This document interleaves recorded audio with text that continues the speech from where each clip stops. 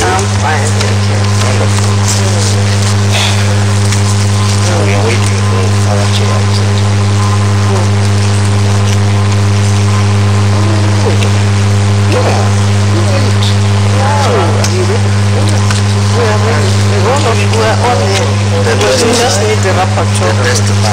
Excellent. Pronunciation is Sesai. Surname Buchane. I don't need your surname. Yeah, I'm Buchane. Yeah. Yeah, people are starting to go taller.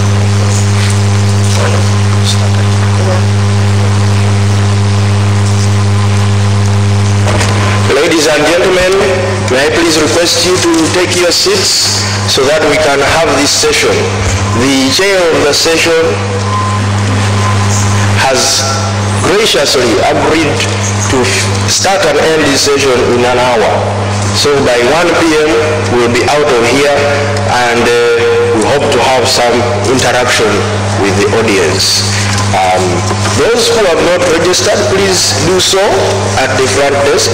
Those who need to speak with Philbert Okelo from Nasac, please do so about your refunds. That would be wonderful.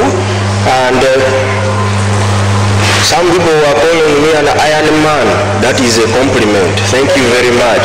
But let me hand over to the Iron Lady, Rama Sesai Mpuchan. Did I do that correctly? Yes. Wonderful. Thank you. Thank you very much, co-Iron person, for the introduction. My name is Sesai Mpuchane, and I chair the Botswana Institute for Technology, Innovation and Research. I'd like to thank the organizers of this forum for inviting me to chair the session on the role of women's organizations in realizing the Sustainable Development Goals in Africa. I think it's quite clear after all the sessions we have been having that these 17 SDGs cannot be achieved without mobilizing the 50+% of the world's population, which is the women. There is so much to be done that leaving out this amount of brain power, the creativity, the practical and human touch of women could be detrimental. There is a need for the acceptance of women as full partners in development. I think secondly, the commitment of governments to these SDGs calls for their collaboration with NGOs so that they can enhance the likelihood of success through accountability and advocacy. And this is the topic we are going to be looking at today, and asking ourselves questions such as, are these NGOs really mobilizing around SDGs? And asking questions if they are not. Are they working closely together, either the national NGOs or national and international NGOs within their space? Or are they disjointed? And if I can share an example of Botswana, we have a council for NGOs which has 11 sectors, and all the NGOs are under that umbrella organization. Are NGOs implementing some of the SDGs? Because this is what is expected. Because as we all know, we have got skills gaps in government, which the NGOs can fill. Are they partners, therefore? Good partners with the government? And then lastly, we want to make sure that because NGOs are so important, we expect certain types of behavior from NGOs, such as integrity. Because if there are any repercussions, it is the ordinary man that suffers. And I want to quote the recent case of Oxfam, which was doing a lot of good work, but a lack of integrity could really cause problems for the organization. And then issues of professionalism. You don't have to please the government. Professionalism is very important. For instance, in Botswana, the NGOs went against government because government would not supply prisoners with condoms and ARVs. And, it was a good advocacy by NGOs. We have 3 speakers this morning on our panel. 2 did not come. The speakers have been asked to present in 10 minutes about their organizations, what they are doing specifically looking at the SDGs. And we have a rapporteur, Ms. Dr. Kineilwe C. Quivilo from Mintech Nanotechnology Innovation Center. The first speaker will be Professor Amal Amin Ibrahim from the Women in Science Without Borders organization in Egypt. She's an associate professor at the National Research Center in Nanotechnology. She's a chemist, and she's a co-founder for the Global Young Academy and Egyptian Young Academy, and also a founder of the Women in Science Without Borders. Please make your presentation in 10 minutes. I will try. Plus 1 minute. Okay, good afternoon. We only have 1 hour for this session, so we'll try and... Good afternoon. I will talk about Women in Science Without Borders. It's a new initiative born in Cairo. The topic will be excellence and impact as way for cooperation for the sake of sustainable development. Before talking about Women in Science Without Borders, if we look at the Sustainable Development Goals, I can see that all goals may be achieved by women or very important for women because women are much touched and affected by all sustainable goals. Women are affected by deficiency of water, deficiency of energy, deficiency of education, so that maybe as women are the change drivers in the world, we are the engines of this driver. So that we can mention the say of Kathy Kelvin, the United Nations President, Foundation President and CEO, that girls are one of the most powerful forces for change in the world. When their rights are recognized, their needs are met, and their voices are heard, they drive positive change in their families, their communities, and the world. I strongly believe in that. There are some facts before beginning about women in science. If we look at the population of the researchers inside the scientific communities, we will see that only 30% or less, 28% according to the UNESCO reports for women in science. About 40% in the Arab states, 30% in Sub-Saharan, and 32% in North America and Western countries. Also the dominance in favor of the biological sciences against the engineering and physics and chemistry. Also we have more male engineers than female engineers. Also we have leaky pipe phenomena. Leaky pipe phenomena that maybe in some countries like in Egypt we have the same number of students at the undergraduate stage, then the number decreases by time. When we reach to the stage of PhD, we will find the number very low, and then it decreases again and again till the full professor and the higher level at the national academies. We will find very low number, about 6% of the total population of researchers inside the scientific communities. Also the number of Nobel Prize winners are very low for women in favor of men. For physics, as example 2, from all 101, and chemistry 4 from 1 and 109, medicine 12 from 108, and Marie Curie was the only one who got Nobel Prize for 2 times in chemistry and physics. Also, if we look to the achievements of the women in science inside their careers, if we look to the Elsevier report for the publication, and we took about 5.5 million papers, 27 million authorships, we will find about 70% of the total production inside the scientific career from males, not from females, and also the 60% from the authorships from males. Also, if we looked at the citation, which is very important, 13% only for women, differs from field to field, 30.7 in engineering, 31 in social sciences. Also, as innovators, only 14%, and with respect to patent, which contains women in science, about 28%. So that it's very low. That's why I began Women in Science. It was long trip, began with Global Young Academy, 2008, 2009, when I was nominated as only representative for Egypt in the World Economic Forum to establish some kind of skeleton, worldwide skeleton for all distinguished young scientists. It was Global Young Academy. And then the Science magazine wrote about us. Now it's spread over about 60 countries.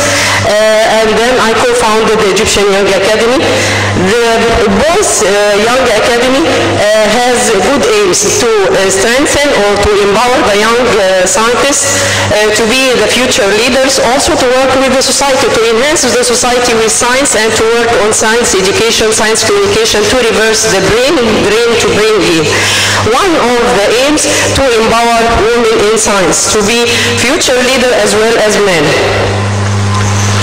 On that way, I attended several events and I made several projects with others to empower women in science and to highlight their role in cooperation and strengthening the scientific career inside the developing countries.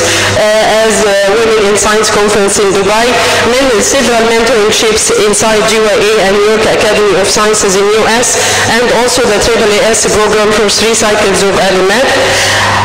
Then I came to the idea that it's time to launch the Women in Science Without Borders, where we founded Women in Science Without Borders as a new initiative to only highlight the success stories, to empower the mentorship, because the young generation needs mentorships more than funding or more than scholarships or so. And in this initiative, it's not a matter of women or men scientists, but it's a matter of increasing the cooperation between them inside the scientific communities in favor of sustainable development. Because the population in Egypt, as example for the women, is 50%, so that how to ignore 50% of the society. Okay, when we made the first conference, this initiative, not only for conferences, it's complete initiative, but we launched it, its first conference in Egypt. We got 2,456 applications from 27 countries, and it was quite large because it was the first one, and the announcement was not very large, and the number of applicants who were accepted, about 350 from different countries. The percent from women to men, about 70% for women and 27% for men, and it's good percentage for the beginning. Also different percentage for academic positions, universities, faculties inside Egypt and all over the world. Also we made parallel sessions for students as well, because we want to raise new generations, believe in the cooperation more than separation between women and men in science, because it will not work for developing countries, this separation. We have to make cooperative work always to have more productive work in favor of sustainable development, so that we make competition between these students in different fields related to sustainable development, food, water, energy, education, environment. And we insisted that all teams must have 50% women, 50% men, to raise the new generation for cooperation. And also we have the same percentage as the seniors. We were surprised because this conference made big action for the policymakers, for the journalists, for everything. So it was good interaction between entrepreneurs, parliament members, practitioners, senior academicians, young scientists. this conference and this initiative was supported by Elsevier, Wellcome Trust, EU, also some other international partners like IGZO, UNESCO, AAS, African Academy of Sciences, and TOAS, and Global Young Academy as well. We had very good response from the press. Also, the Elsevier wrote about us as a new initiative encouraging excellence. We only accept cutting-edge research. No traditional talk about empowerment of women. We are not weak. We are strong enough to change by science. So that the platform is only science, cutting-edge research. We have to prove ourselves with science. And this initiative encouraged another partner or participant in our conference, Professor Sonali from South Africa, and this year, after 10 days, it will be held again in South Africa, so that it will be really transformed into an initiative without border. My achievement was were mentioned in the book of Women in Science, Inspiring Stories from Africa. Today, she said about the initiative between women and men, it's mine, and also in South African book of success stories and in lots of press. I have dream, like Martin Luther King said, to save education to all girls, even girls or boys. It's no difference because they are two partners in development, but I have to save education for these kind of girls. This girl was unknown 2 weeks ago in Cairo. She is living 1,000 kilometers away from Cairo. She had no family, no work, no money. Even she had no shoes, but she wanted to make her dreams in action. She participated in a marathon. She convinced the organizers to participate in this marathon. After that, she won, and she got high number of scholarships to continue her career and to continue her education and also to be a good runner. But she had a chance. What about the others? We have to save chances for the others. Before leaving, we have to mention Marie Curie. What she said, she is my role model, that life is not easy for any of us, but what of that, we must have perseverance and above all confidence in ourselves. We must believe that we are gifted for something, and that thing must be attempt. We have to attempt our goals by ourselves. Thanks. Thank you very much, Amal, for keeping to time. She had asked for 1 extra minute, but she didn't need it. Let us move on. We'll have the discussions, with the panel after the 3 presentations. The next speaker is Rose Manumba from the YWCA Tanzania. She's currently a National Youth Coordinator at the YWCA, a lawyer by profession. She's actually an advocate, a politician, and leader within the ruling party, the CCM Youth League. She's a member of the Youth League. She will be presenting on her NGO, the YWCA. Thank you.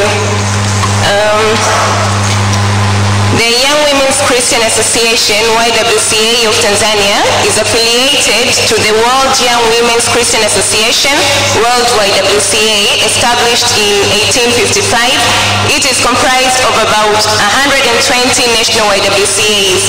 World YWCA is a part of a worldwide movement based on Christian faith that believes in God, the Almighty, Jesus Christ, and the Holy Spirit. In Tanzania, the YWCA has championed women's rights since its establishment in 1959. YWCA Tanzania is a women-led volunteer membership non-partisan and non-governmental organization that serves all community members regardless of their age, sex, religion, or nationality. YWCA of Tanzania is dedicated to contribute towards achieving sustainable development goals, specifically goal number 5, which stands for gender equality. As for YWCA, we are promoting an inclusive society where women, young women, and girls actualize their potential and live fulfilled lives.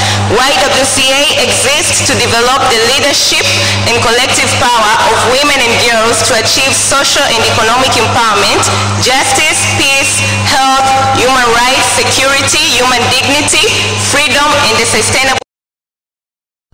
We are committed to the empowerment of the community, especially women and youth, with a special focus on girls and children for them to realize their potential as human beings and to contribute to a just society through rights-based and sustainable interventions. Our strategic plan for 2017-2021 tallies well in contributing to the realization of sustainable development goals. The strategic plan has 5 strategic directions that will guide the organization throughout in that time frame of 5 years towards achieving these goals. Those main areas in our strategic plan are eliminating gender-based inequality that disadvantages females. Second, reducing poverty levels in Tanzania to minimize and prevent human rights violations. Also addressing vulnerabilities caused by HIV/AIDS and sexual reproductive and health rights violations and reducing their prevalence through an increased awareness of the sexual reproductive and health rights in Tanzania. Creating and supporting enabling conditions that actively involve youth and adolescent voices in policy making, program design and implementation, decision making and economic activities. And lastly, increasing the organizational and membership capacity of the YWCA of Tanzania to enable the organization to implement effective and sustainable interventions. YWCA of Tanzania implements several programs which contribute to the realization of sustainable development goals in Tanzania. For instance, Sustainable Development Goal number 1 of no poverty and Sustainable Development Goal number 8 of decent work and economic growth. We have implemented programs like the Enabling Economic Empowerment and Justice for Women and Girls in Tanzania, which focused on improving the livelihoods of women and young girls living in conflict and post-conflict areas through capacity building, specifically by building economic empowerment, human rights and information communication and technology, ICT, knowledge and skills. Another project we have implemented is Wajibika, Be Accountable program. This focused on empowering youth with skills and knowledge that will enable them to reduce the economic vulnerability and environment changes. For sustainable goal number 3 of good health and well-being, we have implemented programs like the Sexual Reproductive and Health Rights and HIV/AIDS program, which focused on increasing the safety and protection of adolescent girls aged 12 to 22 years old and providing accurate information on the sexual reproductive and health rights and HIV/AIDS.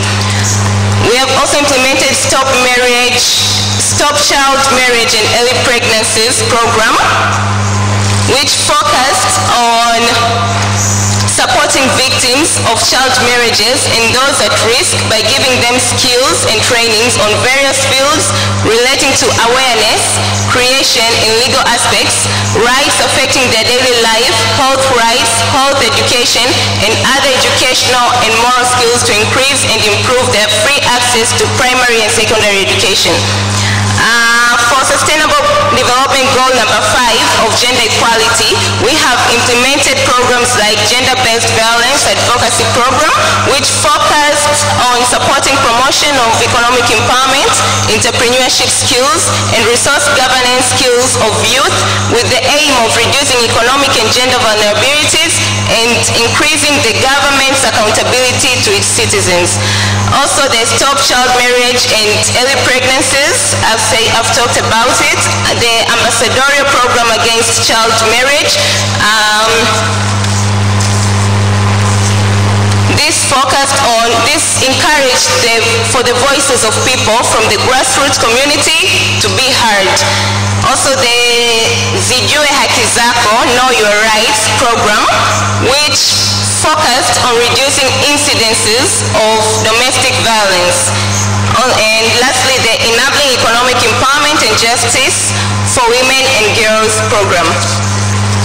For SDG number 16 of peace, justice, and strong institutions, we have implemented programs like Young Peace Performers, YPP program, which focused on providing youth with leadership skills and engaged them as active advocates for peace and justice at the community and global levels.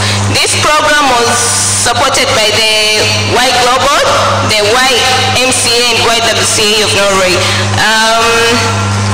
For Sustainable Development Goal number 17 of partnerships for the goals, we have implemented programs like the Ambassadorial Program Against Child Marriage, which we are conducting this program with the network of Tanzanian Ending Child Marriage Network, the Young Peace Performers, the YPP program with the Y Global, YWCA, and YMCA of Norway, and the status of African women with the YWCA of Kenya. We realize that collaboration can occur in different levels to realize sustainable development goals, such that we are working to realize the Sustainable Development Goal number 5 of gender equality and Sustainable Development Goal number 17 of partnerships for the goals with the Women Funds Tanzania Sextortion Coalition to address the issue of gender and extractive industry in Tanzania. YWCA has also collaborated with the Tanzania Ending Child Marriage Network to contribute in eliminating child marriages in Tanzania.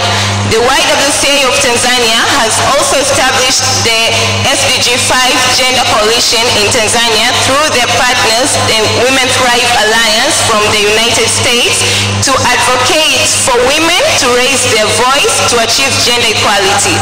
Also, YWCA of Tanzania collaborates with the YWCA of Kenya and implements a program together called Status of Women in Africa. The YWCA of Tanzania collaborates with the government, most especially the Ministry of Health, Community Development, Gender, Elderly, and Children to realize SDG number 3 of good health and well-being and Sustainable Development Goal number 5 of gender equality, whereas YWCA has worked directly with the Ministry of Gender on the gender equality and review of women's empowerment policy and Commission on the Status of Women, CSW preparations. YWCA recognizes the importance of collaborations across countries and disciplines. There is a need to join forces as this is vital means of addressing critical issues of common concern and realizing sustainable development goals, for instance, in the enabling economic empowerment and justice to women and girls in Tanzania program, which was conducted globally in 5 countries, which are Myanmar, Nepal, South Sudan, Mozambique, and Tanzania, to realize the Sustainable Development Goal number 8 of decent work and economic growth, Sustainable Development Goal number 1 of no poverty, and Sustainable Development Goal number 5 of gender equality. These collaborations have led to several achievements which leverage both accountability for and realization of sustainable development goals as follows: achieving big impacts within the community that's leading to positive, quick, and standard change. Second, acquiring experience from people with different disciplines in addressing issues. And third, availability of resources. Conclusively, the YWCA of Tanzania has managed to effectively work and collaborate with other like-minded organizations so as to achieve our different objectives and eventually realize some of the sustainable development goals in the areas of achieving gender equality and poverty, good health and well-being, decent work and economic growth, and partnerships for the goals. Thank you. Thank you very much, Rose, for keeping within time. We'll move on to the last speaker before we start discussing this topic. This next speaker is Mr. William Johnson from the Hope for Destitute Peoples of the Hope for Destitute Peoples Foundation in Tanzania. He is a social activist and works in community development, and he has been there for the past 6 years. Professionally, he is a school teacher, but is passionate to see women and children in rural areas live a dignified life, and he enjoys being in a world which values them. Can you present your...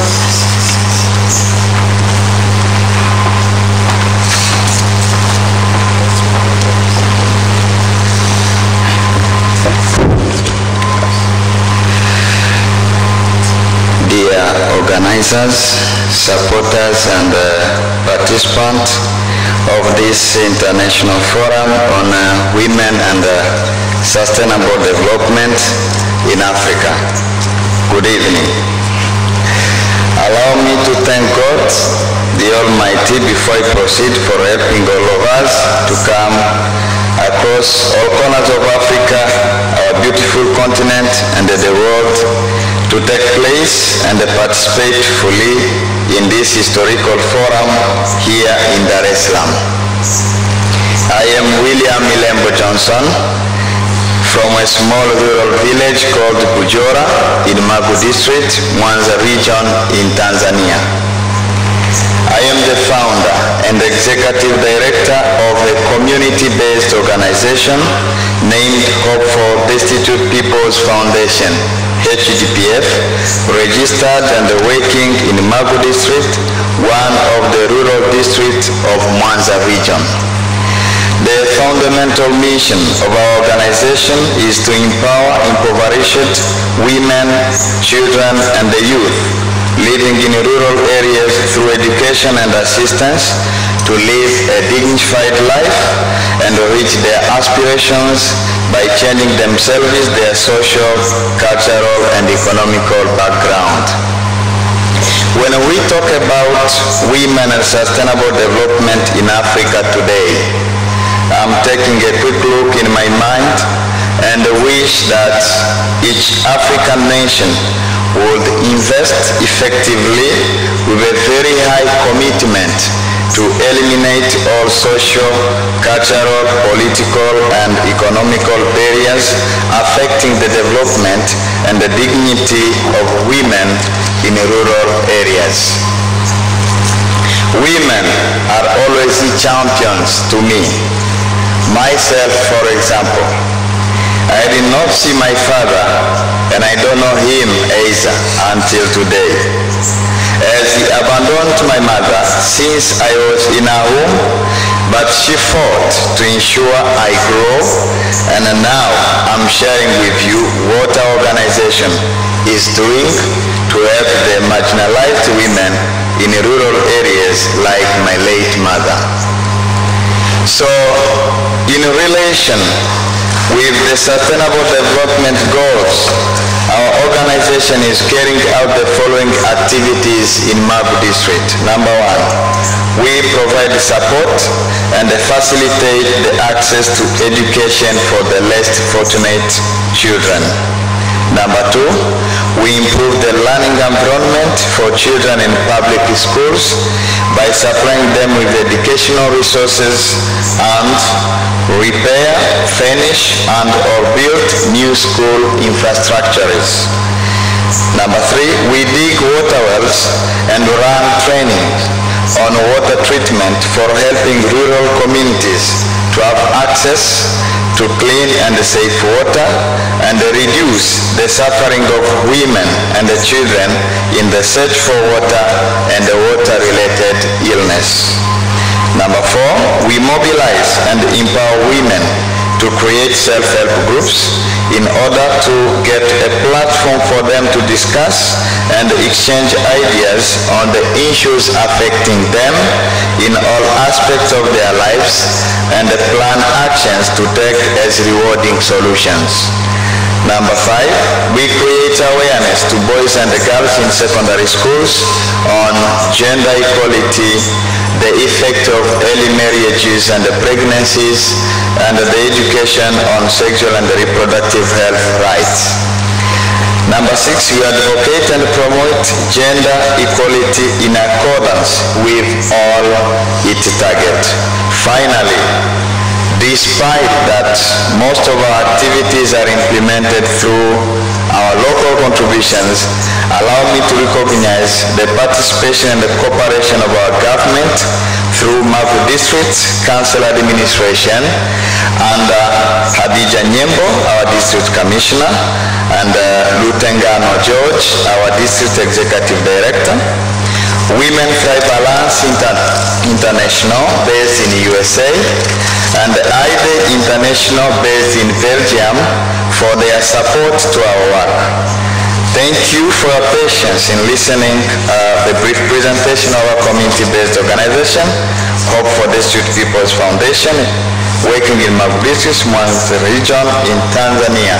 You are most welcomed to visit us. Thank you. Thank you so much to the three presenters. We have 30 minutes to the end of the session, but I think I'll allow you a few minutes to say something about the challenges that are faced by these NGOs. It's quite clear that you're looking towards these SDGs as something that you want to collaborate with government on. But what are your challenges? Thank you, Madam Moderator. Yeah, it's really sure that if we need to have a just world and a world which is better for everyone to live, and especially women, we have to invest in tackling the challenges affecting women. And these SDGs which we are talking about, they are really great because they have touched almost every corners of the problems affecting the world. But one of the challenges the question addressed to me, I can express to organizations. First is lack of resources, especially financial resources, to reach the plans made. If you can go through each organization, you will realize that there is enough plans, good plans, but if we don't have the resources to make those activities, those plans will help nothing, and we'll just be talking and talking, but will not reach nowhere. But another thing I can say, and this I'm learning it, and I'm so much thankful for the Nasac to give me this opportunity to be here. Imagine I am from a community-based organization. And most of people here, I have realized they have non-governmental organizations, big one. So if you take that length between a community-based organization down there and the non-governmental organization maybe working in a national platform or a national level, you will realize that we who are down there do not have that access to many opportunities, despite that we are the one having people in the grassroots level. So when I read Network of African Science Academies, Nasac, I wish that maybe in everything we could have a network of organization, maybe all of Africa, whereby when people work together, they can make a very great impact instead of working individually or independently as a single organization. So with me, one challenge, as I said, was the resource, and the second one is networking. Down and up must be together in order to push the same agenda. Thank you, Moderator. Thank you very much. Rose, do you have anything to say? I'll just add up. Thank you, Madam Chair. Maybe I think more provision of capacity building and advocacy skills on how to the NGOs on how they can implement and conduct their activities, recognizing and relating them with the sustainable development goals. Because you find there is a challenge most of the people working through, sometimes it's difficult for them to relate what they're doing with the sustainable development goals. So I think capacity building and advocacy skills, so as they can understand more on the sustainable development goals and see how they can relate and incorporate them within their activities. Thank you. Thank you very much. It's a pity that the representative of the Prime Minister's office in Niger did not come, because it would have been very important to get a view from the government side. You know, because sometimes people wonder whether governments are really serious about the SDGs. This would have really answered that question, but let that pass. We are now opening the floor to questions to the panelists.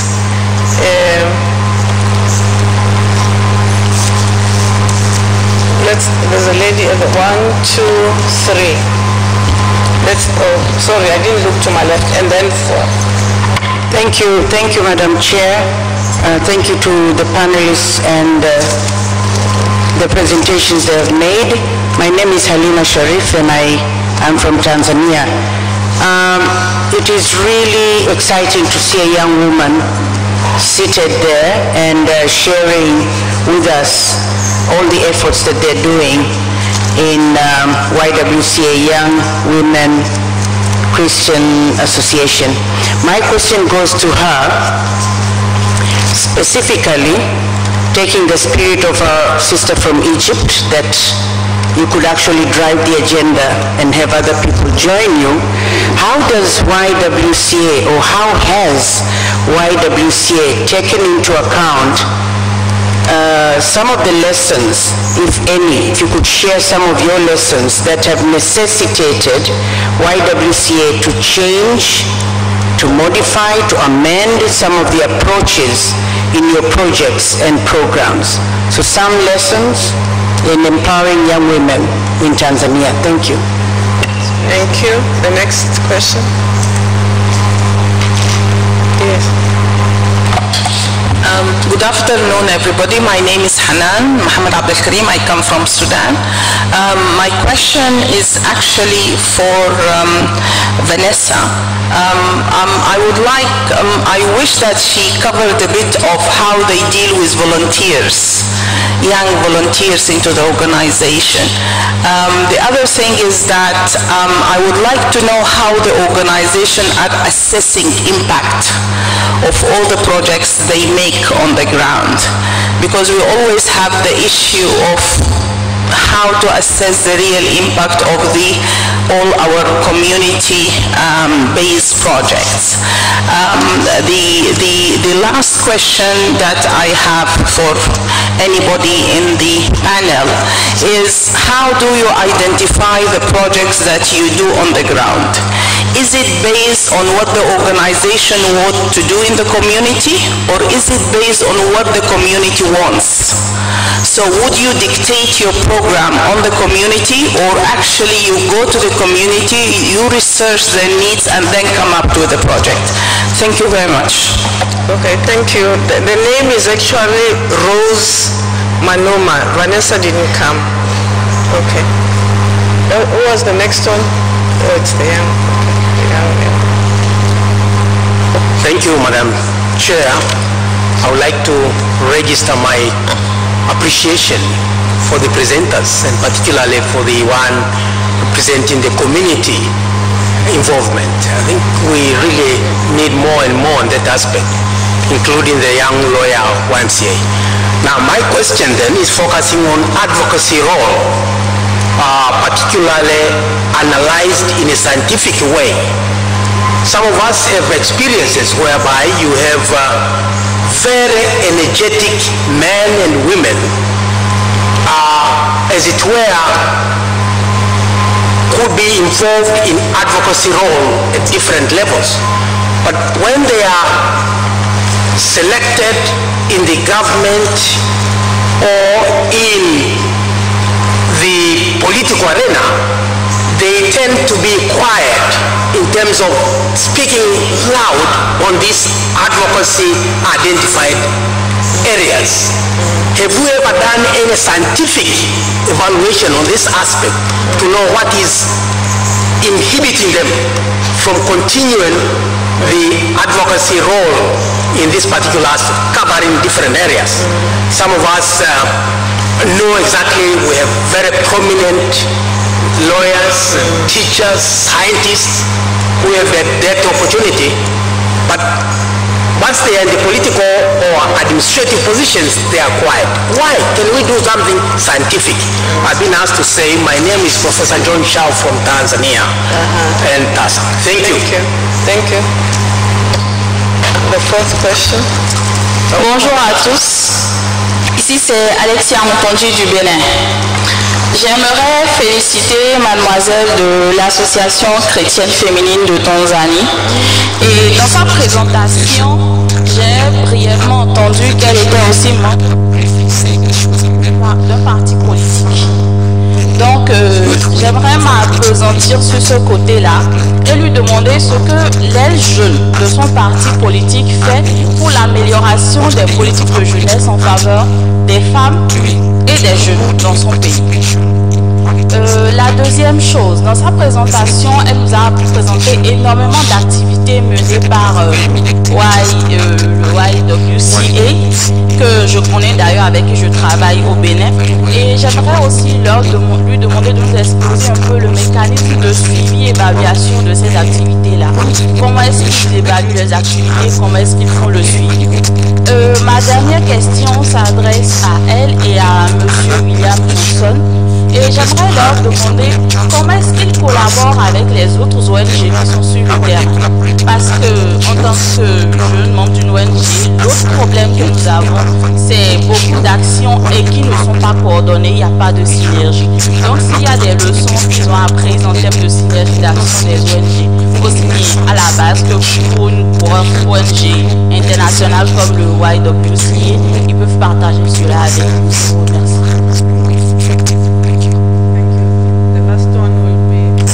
Okay, the lady. Thank you very much. My name is from Uganda National Academy of Sciences. I'm working for Swahili East Africa in education and governance. So my question goes to William. It's great to see the role of NGOs here in science and promoting women. I just wanted to get some more information from you, from your experience of working with these less fortunate, destitute kids. What is the constitution of the children or the people who are most in need? Are they women? Are they men? But also, how do you define this less fortunateness or destituteness? How do you identify them? And then lastly, doesn't the name of the organization somehow cause some kind of stigmatization and put even kids who would have come to you for support, fearing that they would be seen as destitutes? Yeah. Okay, thank you very much. We'll start with Rose. I think you have most of the questions to deal with. Thank you, Madam Chair.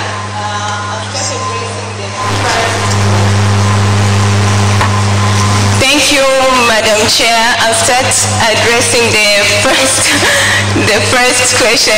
Okay. I'll start addressing the first question from Madam Halima, if I got her right, on lessons necessitated to change and amend the programs. If I got you right from your question, I think I explained earlier that what the lessons that we aspire to learn is the new skills from the people that we collaborate with, from the organizations that we collaborate with. That is we are acquiring the experience from them, because they have different disciplines. Sometimes there are things that we need to work on while you are joined. You just can't say that, no, I'm going to do this alone. That's why we need to collaborate. We create these networks, we form these networks to gain and acquire different disciplines on how to tackle different issues concerning the country and the global and the whole world. The second question, if I got it right, on how we deal with the young volunteers. I can tell I was also a volunteer at the YWCA before, and most of the young women who are employed at the YWCA have been volunteers before. I was lucky to volunteer at YWCA for 3 months, but there are young women who have volunteered for 1 year, 2 years, until they got the employment opportunity. The YWCA imparts skills to the young volunteers, gives opportunity whenever the opportunity arises to the volunteers to go and learn and gather experience on how to handle different matters concerning the country and the global level. So I can tell, YWCA tries at a larger extent to support the young women who are because it's all about young women, the young volunteers, to get the experience, and at the end, whenever the opportunity occurs, they'll get the employment and at least get further, not much, but at least get some salary which they'll be able to support and afford their basic needs. On how we assess our impact is through monitoring and evaluation, conducting close supervision on the programs we are doing and the activities we are doing from our branches. We have branches, and in all that branches, because we do not do these activities on only one area, we have branches all over. So we have branch secretaries, we have administrations all over. So we have a list of the outcomes that we expect. So we conduct close supervision on how much we've achieved, how far that we've achieved. So that's how we assess our impact, basing on what we expected to achieve on our work plan before. On the issue of advocacy role, if I got I don't remember his name right, when lawyers get employed, get the administrative role in the government or the young people, I will answer this generally, because it's not that all people who get the opportunity of being employed in the administrative sectors like the government all go for high and key political positions, change and no longer advocate the issues that are involving the country or go against. No, it's not for all people. So what I would advise, this is our responsibility for all of us, that we need to do something. We need to come with strategies so as to overcome this problem. One of the strategies I would think of is keep on conducting capacity building, so as people can understand that no, you do not have to stand for what is right, so as we can achieve the impact and achieve the development and fight for people's rights and eliminate all these sorts of violences. So that's what I can tell, but it's our responsibility, all of us, not only, okay. For the political question, what are youth doing to promote youth participation in the political party? Youth are doing a lot. We have strategies like on how we can involve more youth on political positions or political parties, because if you ask me, even me before I never thought I would be a politician, but then it's because of these strategies how I see things are going, and I would congratulate my president, Honorable John Pombe Magufuli. He's doing a great job. He's the one here. He's doing a great job. So, and he loves the youth. He shows that he wants to see the youth, the young people are involved in the political positions and are holding these key positions to change the country. So, from him, we are all motivated, and this, what he does is what we are doing, and coming up with new ideas and advice, the whole system. So there is a lot of networking and a lot of advocacy trainings, capacity building, motivational talks and motivational inspirational talks to inspire the young people to involve themselves in politics, so at the end they can get the key political positions and stay on the table and make decisions that will bring changes within the country and the whole world. On how we monitor activities, I think I answered this. It's through monitoring and evaluation. We have administration all of our branches. We have our expected outcomes. So we look on how far we have achieved. Thank you. Thank you very much, Rose. You had the hand. So let's move on to William. Thank you so much for the questions I had. Let me be so much brief according to the time we have now. There was a question about the identification of the project. This for us is made by the beneficiaries themselves. I said we work with women's group, and in those groups they define themselves what they want, and then we as the organization, we try to orient those ideas in order to ensure they are well planned and they can be fulfilled in a good way. There were a question about collaboration. Our CBO is collaborating with local non-governmental organizations. Some, we are in a coalition known as DAY Tanzania Coalition. We are in a coalition known as Achieve SDG 5 Tanzania, a project of Women Thrive Alliance, and many of the coalitions. But what I can say is, with this fellow who was asking this question, sometimes these organizations, I normally call them big organizations, they want themselves to go in the field and implement. You can be like in Dar es Salaam and you will make a project. Sometimes you approach them and they can tell you, we are doing also this. No, I wanted, maybe I can work together with you. No, we are doing. So if they insist on doing themselves, you will not get that cooperation. But for those organizations who are willing to accept working with those small organizations in the grassroots level, we normally cooperate with them. I had another question here about destitute. Thank you so much, my sister. There is no stigmatization, but there is prioritization. I want to explain this.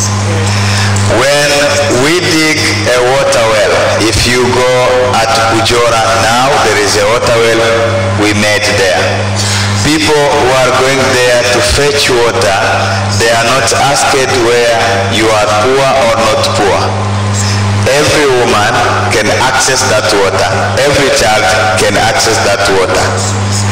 But when it comes, we want to empower some women with no funds to start small businesses. We will not go to someone employed in the government despite being a woman, or someone with resources, and they tell her, we bring another to you because you are a woman. No, we will prioritize because we want this woman with nothing to have something. I hope I'm clear with that. And with political, I can just end up with it. It's true that we have friends, we have people, we studied with them, they are in these government institutions, but you may find when it comes to advocacy, it's really hard for them to respond. One thing is, within the system they are under some rules sometimes, which made it difficult for them to raise their voice and advocate within the system, and there's some fear to lose their salaries and to put their lives in danger. But I hope we can still continue to encourage them, women and the men who can advocate while they are in a position. And that is why it's better somehow to empower those women who have that heart to advocate, to be in a public position, and that they can take the agenda to the government. Thank you. Thank you. We call them people who speak from the stomach and not from the brain. There is such a thing. I have some comments. Maybe I will transfer some lessons if the Women in Science Without Borders could affect other societies. I worked with the society 10 years ago, maybe 15 years ago, when I was very young, because I was convinced by the new idea that the scientists must go outside labs, must go outside the ivory towers. And there are lots of publications about that. We have to stop to do science only. We have to transfer science into society, to fix the society. How the percent of ignorance, as example in Egypt, 40%, and we have about 1 million or less PhD holders. How to do that? And in all African countries the same. We have still illiteracy percent very high. So that I worked with the society several years ago. It reply on the question, do we have to adapt with the society, or do we have to do what society wants? No, we have to adapt with the society and do what the society do, but with our perspectives. We have to direct the society as well, because we are the scientists. If they would like, as example, to drink dirty water, no, we have to warn them. It's harmful. We have to be like messengers. We also warning. We also transfer knowledge outside labs to the society to make public awareness for the society. We made some kind of activity in Global Young Academy, in Egyptian Young Academy as well, because we are playing with the young, because the hope for the young generations to be aware of the problems. We went outside labs. We went for science days, maybe 1,000 kilometers away from the capital, even that I live in the capital, and we went there to the public, speak to them in science, and we spoke in cutting-edge research, and they understood very well, but we communicated with them in their language. We have to be a little bit humble with the public. That's why in Women in Science Without Borders, as example, we are dealing already with the Sustainable Development Goals, because we are dealing with some problems very related to the public: education, energy, water, food, and others. The problems which I faced, networking, because in developing countries we are working as separate islands. When we want to make an event or something like that, we wouldn't find anyone to speak in the event as a good researcher, so that we hardly find someone to talk. Also, the connect with the organizations. We have no good data about who is who and who is good in which field, so that it's another problem. Also the funding to let the new generation to come, and the lack of role model, and to convince the young generation to be volunteers. In all our activities we depend on the volunteers. Thank you very much. I want to share with you, because one of the questions that was asked was about capacity building, to share with you what happens in Botswana with the NGOs. As I said earlier on, we have a council, the Botswana Council for NGOs, which was registered in 1995, and it has 11 sectors, and the various NGOs join the various sectors under that umbrella. We have agriculture and environment, art and culture, development arm of the church, disability, gender and development, health and HIV/AIDS, human rights, media, microfinance, credit and empowerment, science, technology and training, youth and children.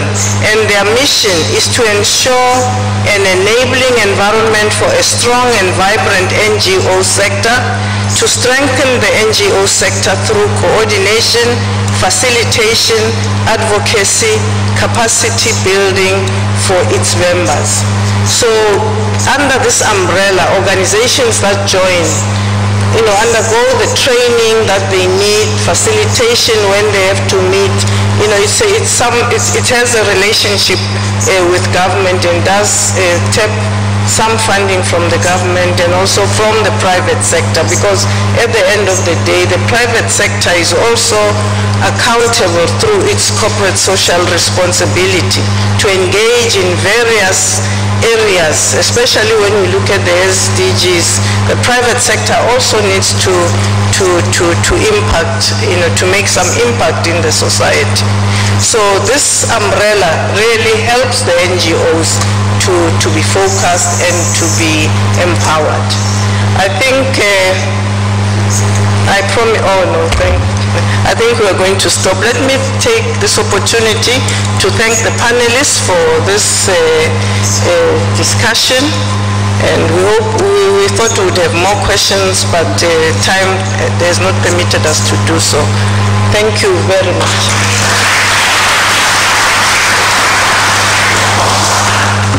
Thank you very much, Professor Buchane and the panelists. I think really they need another round of applause, because they promised me when they came up here that they would be the best panel. So thank you very much. You've been the best in my books so far. So thank you. And I think, Professor, you will get a medal from Uganda for getting us back on time. Ladies and gentlemen, before we go to lunch, there are a few things. Number one, I've already announced it, but let me announce it in another way. Your money. Philbert is back there. Philbert, kindly stand up. Philbert Okello. There he is. Please, those who are here for refunds, visas, things like that, that is the gentleman to speak with. And if you do not claim, I'm going to take it for my fund for young women scientists back in Uganda. So it's up to you.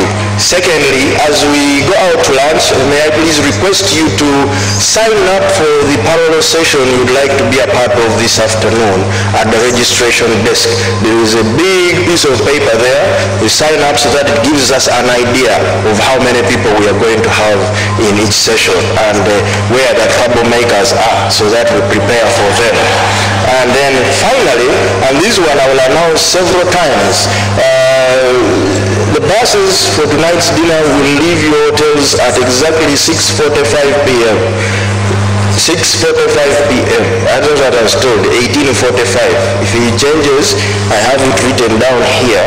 And Tanzanians are very accommodating. By the time they come to me and say, Christian, this time we will not come back for people we leave. It's up to you again. So, without much ado, let us go and empower ourselves with some lunch. Thank you very much.